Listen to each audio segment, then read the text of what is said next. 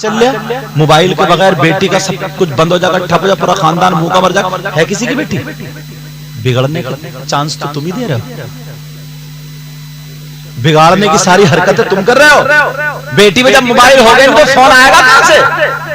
अरे उसे जरूरत अगर किसी की है तो दो, जब जरूरत है ही नहीं क्यों दे रहे हो? व्हाट्सएप चलाएगी कहां चलाएगी, फेसबुक चलाएगी कहां चलाएगी, और यूट्यूब खोलेगी तो कितनी कितनी गंदी बात, औरतें गधों के साथ खेल रही हैं, घोड़ों के साथ। क्या बोलूं मैं पे यार, छोटी छोटी किल पे बना, ये बेटी के हाथ में दोगे तुम? इसके बगैर मरी जा रही है क्या बेटी है? ये यहूदियों का मिशन था, मिशन कि यार कोई मजहब ऐसा नहीं, सिर्फ मजहब इस्लाम है। मुसलमान की औरतें अगर सुधर जाती हैं तो अब इन्हें मदरसे में या वहां पढ़ाने की जरूरत नहीं है, ये तो वली पैदा कर देती हैं, वली। दुनिया में किसी मजहब की कोई औरत ऐसी नहीं है, जब से दुनिया बनी है आज तक किसी ने वली पैदा किया हो सिवाय मुसलमानों की औरतों। गौस को पैदा करने वाली औरत, गरीब नवाज को पैदा करने वाली औरत, साबिर पाक को पैदा करने वाली औरत, इमाम ज़ैनुल आबिदीन को पैदा करने वाली औरत, इमाम जाफर सादिक को पैदा करने वाली औरत, इमाम मोहम्मद बाकिर को पैदा करने वाली औरत, इमाम मूसा कासिम को पैदा करने, सारे वलियों को पैदा करने वाली हमारी औरत, हमारी बहन। का ऐसा करो, इनको हटाओ, रास्ते से हट गए, अब हो रहे हैं वली पैदा। हजरत निजामुद्दीन ख्वाजा कुतुबुद्दीन बख्तियार काकी की माँ इतना कुरान पढ़ती थी, इतना पढ़ती थी, पेट में बच्चा था जब पैदा हुए 15 पारों का हाफिज कुरान पैदा हुआ। यही बड़े पीर का मामला और वलियों का मामला भी। अब क्यों नहीं होता ऐसा? उनका मिशन कामयाब हो गया, बस मोबाइल दे दिया और शादी में इतनी मजबूती से पकड़े पड़ी है, सब कुछ भूल जाए, मोबाइल भूलेगी। अब जीने पे खड़े सेल्फी ले रही है, सेल्फी, कभी दुपट्टा इधर को है तो कभी इधर। अब्बा भी देख रहे हैं, अम्मा भी देख रहे हैं, सारे के सारे गूंगे बहरे जने क्या क्या हो गया। कौन आएगा तुम्हें? हजरत जिब्रील आएंगे बेटी को दुपट्टा ओढ़ाने, इमाम साहब उड़ाएंगे। क्यों दिया बाप ने अपनी बेटी को मोबाइल? देना था तो दीनी किताब देता, इस्लामी किताब देता, कुरान शरीफ पढ़वाता, अपनी बेटी को सैयदा फातिमा की जिंदगी पढ़वाता, हजरत आयशा की जिंदगी पढ़वाता, हजरत मैमूना की जिंदगी पढ़वाता। अगर ऐसी बच्ची जो फातिमा की जिंदगी 100 पढ़ती तो कम से कम 50 जरूर अमल करती। वो बच्ची अगर हमारी होती तो खाती हमारी बेटी, लेकिन ढंग फातिमा का होता, पीती हमारी बेटी ढंग फातिमा का होता, चलती हमारी बेटी ढंग फातिमा का होता, पहनती ओढ़ती हमारी बेटी ढंग फातिमा का होता, उठती बैठती सोती जागती हमारी बेटी ढंग फातिमा का होता। अगर ऐसी बच्ची बाप के घर में होती तो बाप के लिए रहमत बनती, शौहर के घर में होती शौहर के लिए नेमत बनती, और जब मां होती तो उसके कदमों के नीचे जन्नत। सारी कमियां हमारी रास्ते से हटे हुए से। अल्लाह ने तो ऐसे रास्ते बनाए थे यार, ऐसे रास्ते। इसमें बड़े पीर साहब का क्या कमाल है जो मादरजात वली पैदा हुए, ये उनकी मां का और उनके बाप का कमाल है। जरा सोचने की बात है, हम लोग करामत बयान कर रहे हैं, बड़े पीर साहब के अब्बा ने इतने दिनों बाग रखाया, वो सेब एक खा लिया। ये तो था नदी में बह के आ रहा था, सेब खा लिया। तो हजरत सईद अब्दुल्ला सोमई, उनका बास किताबों में 12 साल का जिक्र है, बास किताबों में 3 फसलों का जिक्र है कि 3 फसलें और एक में 12 साल।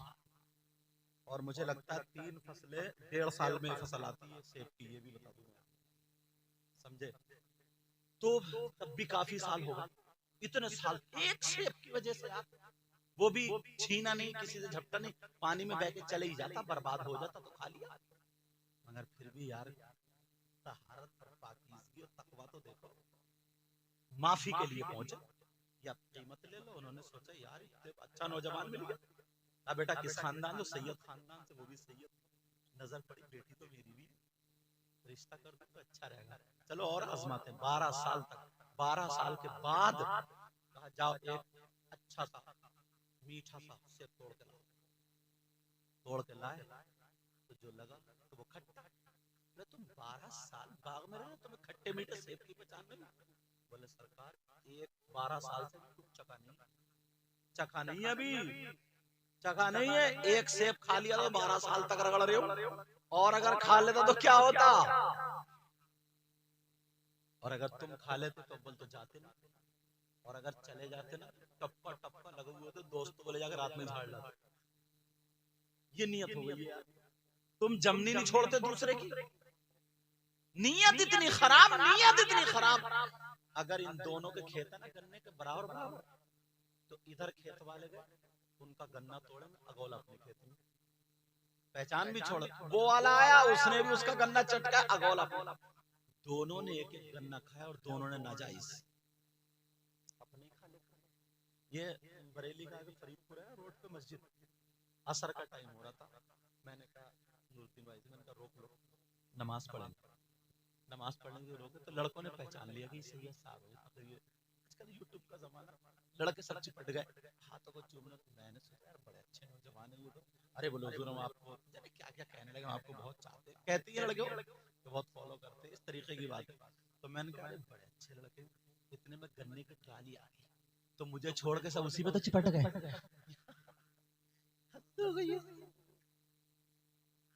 रखे रह गए सही है साहब अकेले, नियत दिखा रहे हो मैं अपनी, ये नियत दिखा रहा हूं, हो सकता है तुम्हें ये जलसा, कमेटी वालों को मुबारकबाद देना, हो सकता है तुम्हें ये जलसा याद रह जाए। मैं चाहता तो मैं बहुत ज्यादा चीखता चिल्लाता झटके मारता ये सब करता, तुम भी नोट दे दे के आ जाते, मगर सोच रहा हूँ यार इसे मैंने एक रात का मदरसा बना दिया, क्या बना दिया मैंने? और मैंने क्या, ये मेहनत तो तुम्हारी है ना, और ये हजरत तो जो बैठे, तो अब बताओ, मैंने कहा इधर दो एक हाथ लगे, मैंने कहा तुम्हारे अब्बा की ट्राली है, नहीं, मैंने कहा दादा की ट्राली, बोले हजरत माफ, मैंने कहा मुझसे क्यों माफी मांग रहे हैं, मेरे अब्बा दादा की क्या, जिनकी ट्राली उससे माफी मांग, वरना सारी नेकियां ये गन्ने का तबड़ा टुकड़ा ले जाएगा और तुम रह जाओ। कभी सोचा भैंस अपनी पल रही है, बरसीन हाजी जी का कट रहा, क्या हो गया यार इसको। और सुनो शादी की एक बात, निकाह हुआ 2 किलो छुआरे बांटते, 2 या 3 किलो छुआरे ऐसे होते, तो अच्छे से सीधे से नेक आदमी को ढूंढते, छुआरे बांटने वाले ढूंढते, ढूंढ के लो भाई छोटे भाई तुम बांट दो,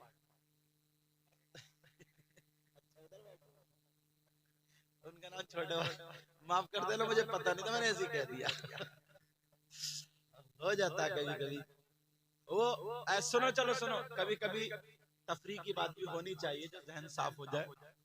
एक मर्तबा ना एक मौलाना साहब तकरीर कर रहे थे, और तकरीर करते करते बोले देखो भाई मान जाओ तुमने इस्लाम को बहुत पीछे डाल दिया है। उस गांव में एक इस्लाम नाम का शख्स था और वो पीछे ही बैठा था। वो बोला यार अब के भाई इमाम साहब बढ़िया हैं, मेरी बात कर रहे हैं बेचारे तो कितना ख्याल कर रहे हैं। वो उठ के बीच में आ गया, फिर थोड़ी देर बाद बोले देखो मान जाओ सुधर जाओ नमाज पढ़ो, तुमने इस्लाम को अभी भी पीछे कर दिया। फिर वो उठ के और आगे यहाँ पे बैठ गए, तो इमाम साहब फिर 2-4 मिनट बोले, घेर घार के लाए और ला करके बोले देखो मान जाओ सुधर जाओ, बहुत बुरे रहोगे, तुमने अभी भी इस्लाम को पीछे डाल दिया। तो वो उठ के खड़े हो गए, बोले हुजूर स्टेज पे आ जाऊं?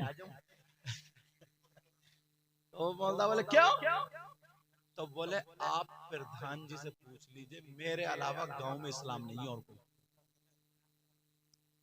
मौलाना भी लग रहा है मेरी तरह होगा कोई। तो मैंने कहा तुम इस्लाम हो? तो बोले हाँ। मैंने कहा अच्छा ऐसा करो दुआए कुनूत सुनाओ। उन मौलाना ने कहा दुआए कुनूत सुनाओ। नाम तो इस्लाम, दुआए कुनूत याद नहीं। अब सर को जाके बोला हजरत बस यही कच्ची रह गई। बोले नाम मोहम्मद इस्लाम और कलमे याद नहीं।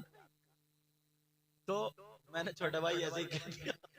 तो ये मत समझियो कि मुझे किसी कमेटी वाले ने किसी ने नाम बताया हो। आगे कल को जाके कमेटी को घेर लो, हाँ भाई मेरी क्यों बदनामी कराई है। लेकिन सुनो अब वो इतनी बात वो भी जानते हैं।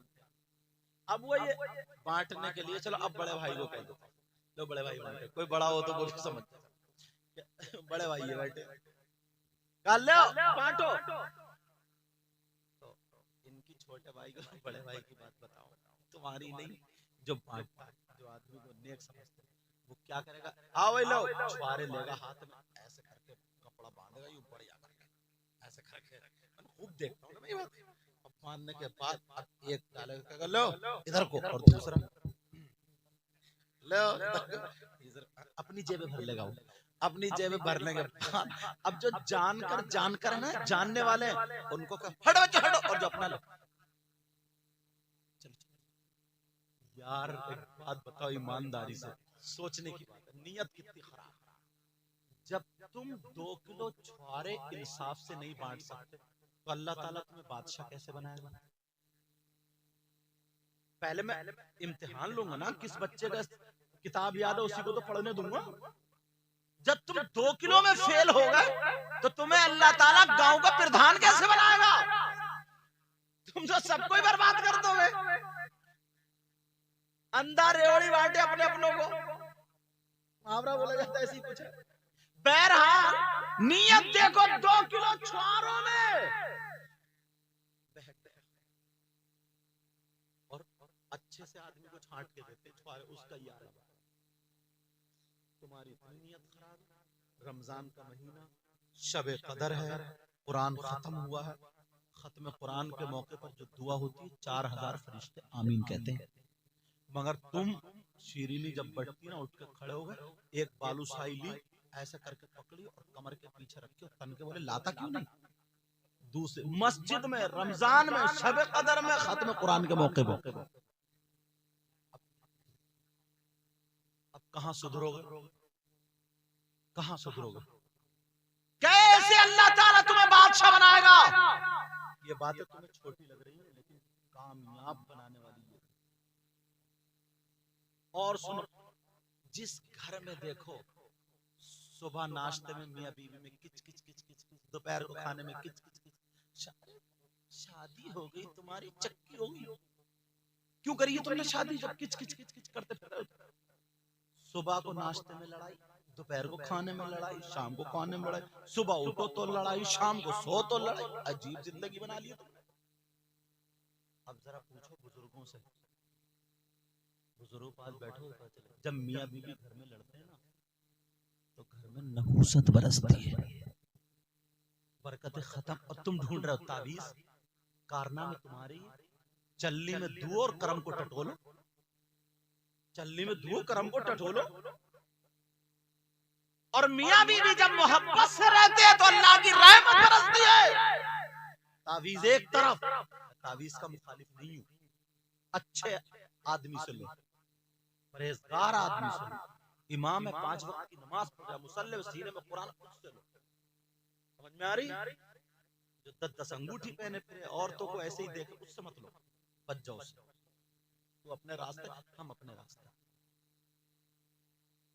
अगर मियां बीवी में मोहब्बत होती है तो अल्लाह की रहमत बरसती है। कितनी बरकतें होंगी। औरतें थोड़ी सी आई हैं यहाँ पे मगर पैगाम तुम्हें देखूं मैं पता चल जाए।